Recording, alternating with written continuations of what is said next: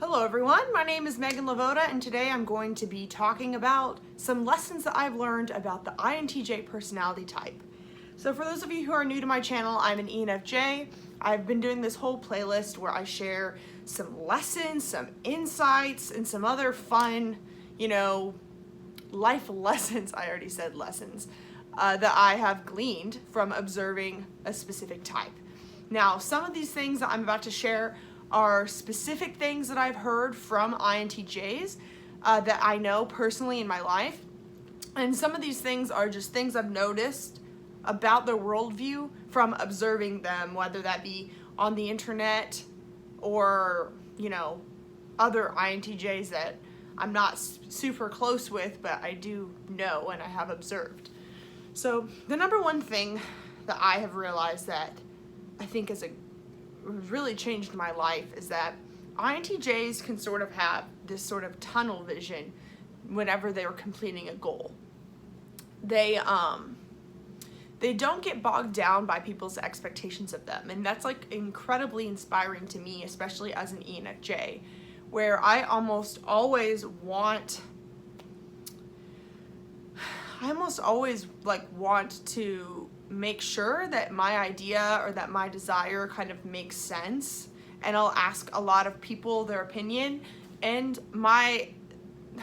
some of you INTJs watching this, you might think that whenever I'm asking people what they think about me or about something I want to do, that I'm gonna just do what they said. I really don't do what anyone says, but what I do is, with my inferior TI, I'll kind of synthesize the midpoint of what everyone says. And like, for example, like I'm doing some freelance writing and I'm trying to figure out my worth. I'm trying to figure out how to price myself. That is like a very TE thing that like I have a hard time with knowing, like, what is my value? How do I communicate that to people? And so instead of like looking within and knowing what I want or what I think is reasonable, my approach is like to ask everyone what they think. Oh, like, what are you charging? What are you charging? What are you charging? What are you charging? Like, what's the market rate? Like, trying to like go outward. And sometimes all that does is confuse me. And I think that INTJs, whenever they're trying to solve a problem like that, they're like, the only person that knows is me. Like, I am the one that has the value. I'm the one that's going to be impacted by this. And INTJs sort of know that you can't really trust what other people say in a way, because some people price themselves too low, some people price themselves too high, and you aren't going to really know if you just are asking everyone. They really will look at the problem as, this is my problem and I'm going to solve it in a way that works for me, and not get confused by things that have worked for other people. For me, I get confused whenever people will tell me things that have worked for them. Sometimes I think that that's something that is universally applicable and that it must work for me too. And INTJs really understand their individuality. Like, they don't get confused by the stuff that I do. And what's so fascinating to me is, like, this is because INTJs have an extroverted feeling blind spot. And like, for me, with extroverted feeling as my top function, it is very beneficial to me. It does a lot for me. But not having it can also do a lot for an INTJ. INTJs, they do have tunnel vision when it comes to completing their goals and what they want, but they're also very okay with failure and trial and error. I think having NI at their top function versus the second, for me, they have a more long-term view of their life. They seem to be more okay with like things like, oh, 20s are for your trial and error phase, and then 30s is for like building, and 40s is for thriving. Like, they have a more long-term approach, and they can be pretty patient. If things aren't happening immediately, they can at least see, like, what am I doing now and how is that going to apply to my goals? And they really understand how valuable experience is and how that changes you. An INTJ mentor of mine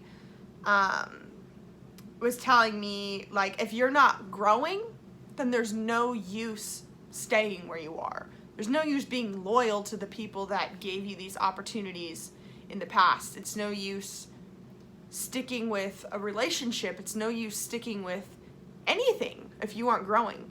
And I think that's another thing. Like for me, I value growth too as an NJ, but my extroverted feeling can get attached to people and situations and things, and I feel like I owe them something. And INTJs would say, you know,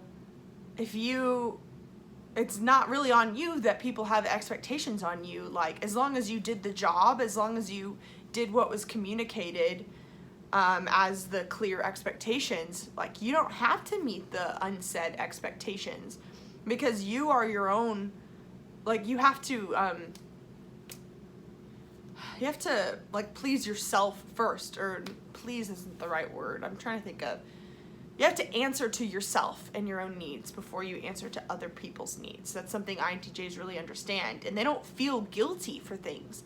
Well, I'm sure they feel guilty. What I'm saying is that INTJs don't feel guilty for dumb reasons in the way that I do. Like, there's no need to feel guilty if you are living your life and you're growing and you're going from place to place.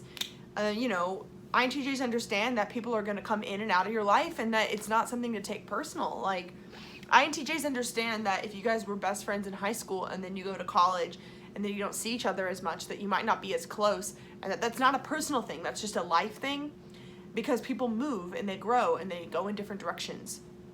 And INTJs would say to surround yourself with people that are enriching your life and giving you opportunities that is going to get you where you need to go. And if those people aren't doing that, then it's not really worth it. And they're always thinking about, is this going to be worth it for me in the long run? So you might be thinking, if you're not an INTJ, or if you've had issues with an INTJ, that more unhealthier manifestations of INTJs could be very selfish, because what they're thinking is, what do I need to do to get where I need to go?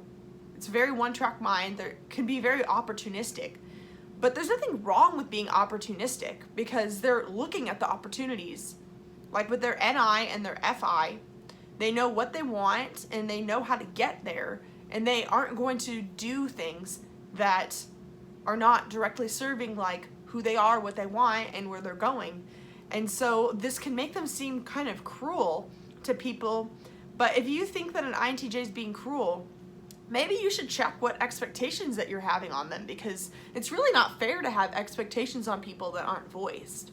Like, I get that like FE users do this a lot, and I'm sorry if that's happened to you, if an ENFJ perhaps has put expectations on you as an INTJ. For me, I go the other route. I am very annoyingly like always sharing my expectations, I would say. I mean, we all got room to grow. Maybe I don't as much as I think, but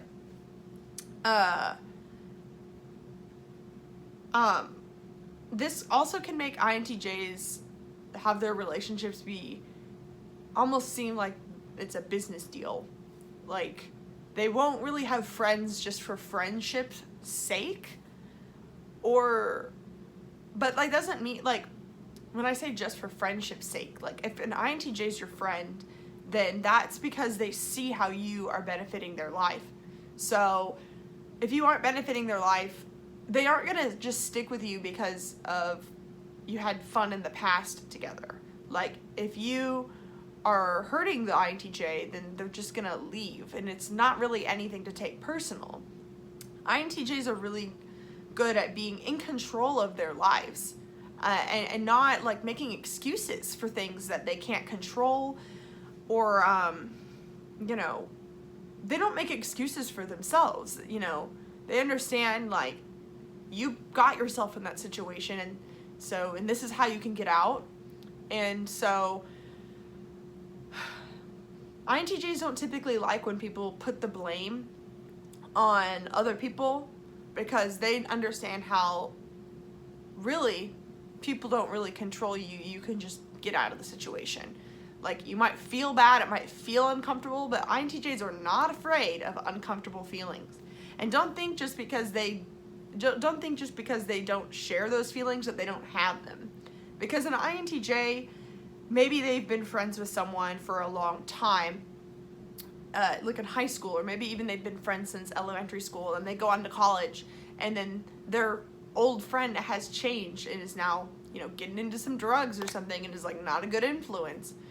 An INTJ would probably just get away from that friendship if they can no longer see how it is benefiting their life.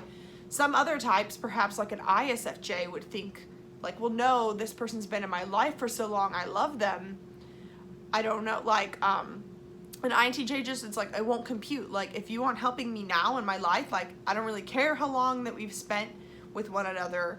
Like, friendship is only to cause benefit. It's not to, like, it shouldn't be causing me, like, harm or pain. And INTJs don't feel guilty for making those difficult decisions. Even if it looks like, you know, they aren't shaken up about it because they don't feel guilty and because they're just nonchalantly, like, leaving or doing something, like, they still feel deep down, like, it still hurts, but they don't let that fear, like, get in the way of certain things. And, you know, we all have fear. Like, fear can get in the way of anything, no matter what personality type you are, but INTJs don't really have those sort of social fears, and they don't really base their identity based off what other people say about them. They just can't relate to that, and this can make them, like, not be on social media as much, for example, because they don't really care about, like, crafting a brand or a social presence of who they are, because they judge themselves based on who they are inside. They don't judge themselves based on, like, how they present or what people think about them. Whereas for me, as an ENFJ, it's not necessarily a bad thing. Like, it's not an unhealthy thing, but as an FE dominant, I do base, you know, who I am based on how people react to me. And, you know, for the INTJs watching, that's not necessarily wrong. Because if everyone says I'm one way, that's a pretty good chance that I am that way. And, if it's not like the same as, like, being a sheep and just going with what people say, but, like, if everyone is telling me that, like, oh, you're so nurturing and helpful, like, you're so motivating, like, then maybe they have a point, and maybe that is, like, true about me. Maybe that's something that, I don't know, an INTP said to me once, this is like a different manifestation of FE. An INTP said to me once that, like, I don't understand why people diss on popular shows like Game of Thrones or The Walking Dead, when if everyone likes them, then there's a good chance that there's something, like, going on there that is actually intrinsically good about them. Like, people will say, oh, that's too mainstream, or oh, that's too whatever, when, like, when everyone likes something, then that's actually, like, a sign about something. That's like a way of looking at extroverted feeling. So obviously people could use extroverted feeling in the wrong way, where they'll define themselves by other things that people say that are not actually true about them. But I'm trying to illustrate the opposite so you guys can understand for all types listening. But INTJs, they don't do that. They don't need to do that because they know who they are.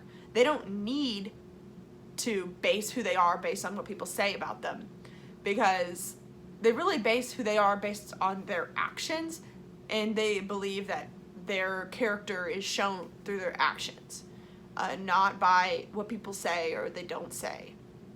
Like I said, they're totally comfortable totally comfortable with discomfort. What was I saying? Yeah, they don't mind uncomfortable emotions at all. Like, so they can be pretty unstoppable in going toward their goals. And I think also this type is probably one of the most common types to break ties with family if they have found that their family dynamic is toxic. INTJs have no time for toxic relationships. It just takes too much energy. I think other types, like me as an ENFJ, we have so much social energy to give that we might not even feel a difference if we're giving it in toxic ways, because we might not notice that it impacts our life because we're still able to show up and have the energy for all these things. Even though toxic relationships do take energy from anyone, no matter the type. INTJs, they don't have much social energy, so why would they waste their time on a toxic relationship? Even if it's family, even if it's an old friend. It doesn't make sense. And even like, even if their career had a toxic relationship. I think that's like, honestly, one of the main things, that a source of inspiration that I can learn from them is that ain't nobody got time for that. You do not need to be in a toxic environment. Like, if you aren't being respected, and if your value isn't being noticed, and if you aren't growing, growth is a huge thing. Virtually all INTJs care about growth, even if it's internal growth or external growth. Some of them might, be wanting to climb the ladder in a career, although that's probably more of a stereotypically ENTJ thing. But INTJs, maybe it's inner growth. Maybe it's like they realized, oh, I have some fears in regards to this part of my life. How can I release that fear? Or like maybe like you want, like there's a certain skill that you want to learn, as long as you're growing in that way. But it's more of an INTP thing to have a goal of like, I want to read all these books, or I want to know all these philosophical things. While INTJs will do that too, INTJs, when they have a goal, they're going to want to know like a very tangible way of how is this going to impact my life. They aren't just going to learn for the sake of learning, and they aren't going to have friends for the sake of friendship. And I'm not saying that means that they don't intrinsically value these things. They do, but there's always also going to be like something in the TE that is also beneficial. So I'm not trying to say that INTJs, that they have ulterior motives necessarily. Like, some of them might, but it's not an ulterior motive. It's just actually noticing if this is benefiting you, like, in the real world. Because they use TE and SE. Like, maybe they'll read a lot about business, and then it's going to give them the confidence to launch their own business offering. They aren't just going to read about it because they're interested in it. They are interested in it, but since TE is the way that they think, they're more interested in doing something with it. And even though they're introverts, they're still going to want to do something. Even if their energy, even if they don't want to be like a CEO of a company the way an ENTJ would, they're going to still have personal goals, and they're going to have measuring points of how they are measuring themselves of their success. A big thing for INTJs is like, you won't know. Here's something I've learned from an INTJ. You won't know if you're successful if you have no way to measure your success. This is a huge issue for me as an ENFJ, where success and happiness is this very arbitrary like landing place, because I think that TE is really good at measuring where you're going.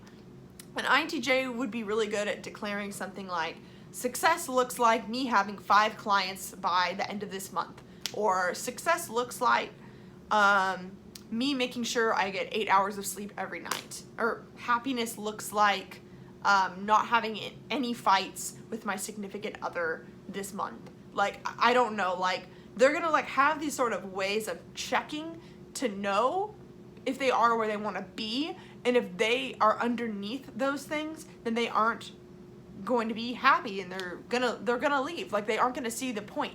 It's like, I think of it as like, NI is like planting a seed in the grass, and you can't see if it's blooming or not until later.